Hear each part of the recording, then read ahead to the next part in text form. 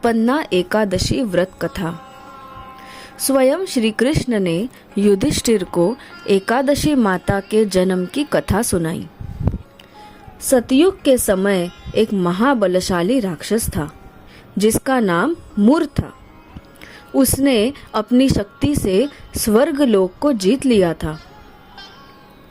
उसके पराक्रम के आगे इंद्रदेव, वायुदेव, अग्निदेव कोई भी नहीं टिक पाए थे, जिस कारण उन सभी को जीवन व्यापन के लिए मृत्युलोक जाना पड़ा।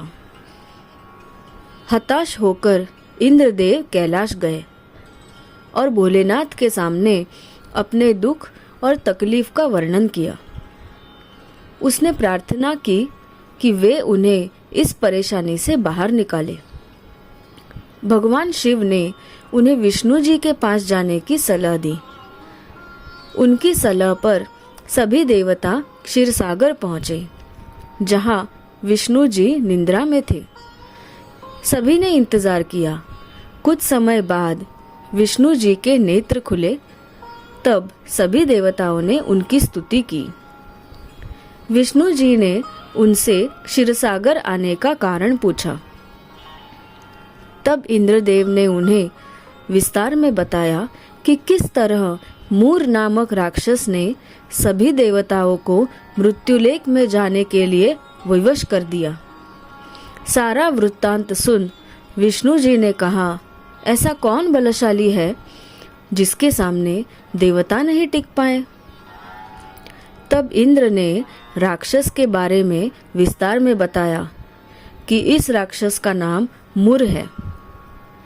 उसके पिता का नाम नाड़ी जंग है और ये ब्रह्म वंशज है।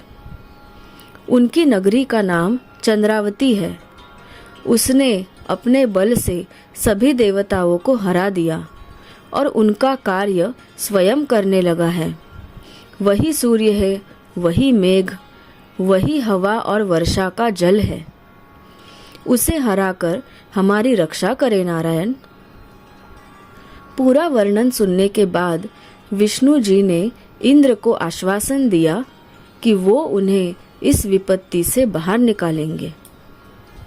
इस प्रकार विष्णु जी मूर दैत्य से युद्ध करने उसकी नगरी चंद्रावती जाते हैं। मूर और विष्णु जी के बीच युद्ध प्रारंभ होता है। कई वर्षों तक युद्ध चलता है। कई प्रचंड शस्त्र का उपयोग किया जाता है, पर दोनों का बल एक समान सा एक दूसरे से टकरा रहा था। कई दिनों बाद दोनों में मल्ल युद्ध शुरू हो गया और दोनों लड़ते ही रहे। कई वर्ष बीत गए। बीच युद्ध में भगवान विष्णु को निद्रा आने लगी और वे बद्रिकाश्रम चले गए। शयन करने के लिए भगवान हेमवती नामक एक गुफा में चले गए।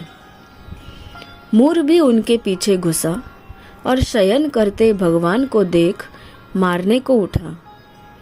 जैसे ही उसने शस्त्र उठाया, भगवान के अंदर से एक सुंदर कन्या निकली और उसने मूर से युद्ध किया। दोनों के बीच घमासान युद्ध हुआ, जिसमें मूर मूर्छित हो गया। बाद में उसका मस्तक धड़ से अलग कर दिया गया। उसके मरते ही दानव भाग गए और देवता इंद्रलोक चले गए। जब विष्णु जी की नींद टूटी तो उन्हें अचंभा सा लगा कि ये सब कैसे हुआ। तब कन्या ने उन्हें पूरा युद्ध विस्तार में बताया, जिसे जानकर विष्णु जी प्रसन्न हुए और उन्होंने कन्या को वरदान मांगने के लिए कहा। तब कन्या ने भगवान से कहा, मुझे ऐसा वर दे कि अगर कोई मनुष्य मेरा उपवास करे तो उसके सारे पापों का नाश हो और उसे विष्णुलोक मिले। तब भगवान विष्णु ने उस कन्या को एकादशी नाम दिया और कहा, इस व्रत के पालन से मनुष्य जाति लोगों के पापों का नाश होगा और उन्हें विष्णु लोक मिलेगा।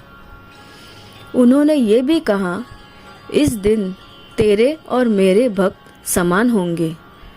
ये व्रत मुझे सबसे प्रिय होगा, जिससे मनुष्य को मोक्ष प्राप्त होगा। इस प्रकार भगवान चले जाते हैं और एकादशी का जन्म सफल हो जाता है। इस प्रकार एकादशी का जन्म उत्पन्ना एकादशी से होता है और तभी से आज तक इस व्रत का पालन किया जाता है और इसे सर्वश्रेष्ठ व्रत कहा जाता है। सब बोलो विष्णु भगवान की जय, माता लक्ष्मी की जय। प्रिय भक्तजनों, उम्मीद करते हैं कि आपको ये कथा अत्यंत पसंद आई होगी। अगर आपको हमारी कथा पसंद आए तो सब्सक्राइब करना न भूलें, लाइक करें, कमेंट करें और अवश्य शेयर करें। अगर कोई त्रुटि हो तो उसे क्षमा कीजिएगा और हमें कमेंट में ज़रूर बताइए। आप पर और आपके पूरे परिवार पर भगवान की कृपा सदैव बनी रहे। धन्यवाद। जय श्री कृष्ण।